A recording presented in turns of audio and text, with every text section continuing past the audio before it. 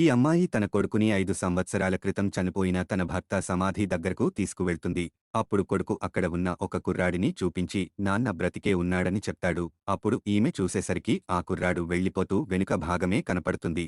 అప్పుడు ఈ అమ్మాయి తన కొడుకు ఎవరినో చూసి తండ్రి అనుకుని భ్రమపడుతున్నాడని అనుకుంటుంది. ఎందుకంటే ఈమెను తన భర్త ప్రాణాల కంటే ఎక్కువగా ప్రేమించాడు. ఒకవేళ భర్త నిజంగా బ్రతికుంటే ఈపాటికే మనల్ని వెతుక్కుంటూ వచ్చేవాడని అనుకుంటుంది.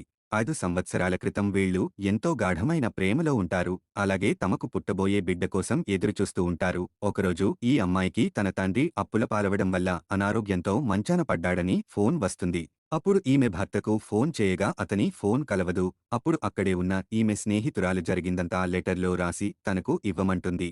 ఈ లెటర్ నేను నీ భర్తకు ఇస్తానని చెప్తుంది. అలా లెటర్ ఇచ్చి కంగారుగా తన ఇంటికి వెళ్తుంది.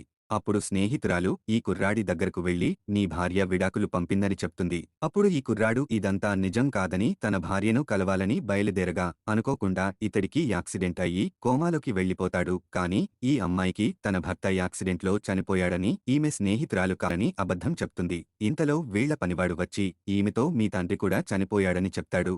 దీంతో బాధతో ఉన్న ఈమెకు పురిటి నొప్పులు స్టార్ట్ అవుతాయి. అలా ఈమె తన కొడుకును పెంచుతూ బ్రతుకుతుంది.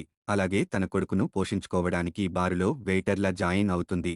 అప్పుడు ఈమె అనుకోకుండా 5 సంవత్సరాల క్రితం చనిపోయాడనుకున్న తన భర్తను చూస్తుంది. ఈమె తన భర్త బ్రతికి ఉండడాన్ని నమ్మలేకపోతుంది. కానీ ఈ కుర్రాడు ఈమె కావాలనే డబ్బు కోసం విడాకులు ఇచ్చిందని, ఈమెపై పగ తీర్చుకోవాలని అనుకుంటాడు. మిగతా స్టోరీ కోసం వీడియో లైక్ చేసి ఛానల్ సబ్స్క్రైబ్ చేసుకోండి.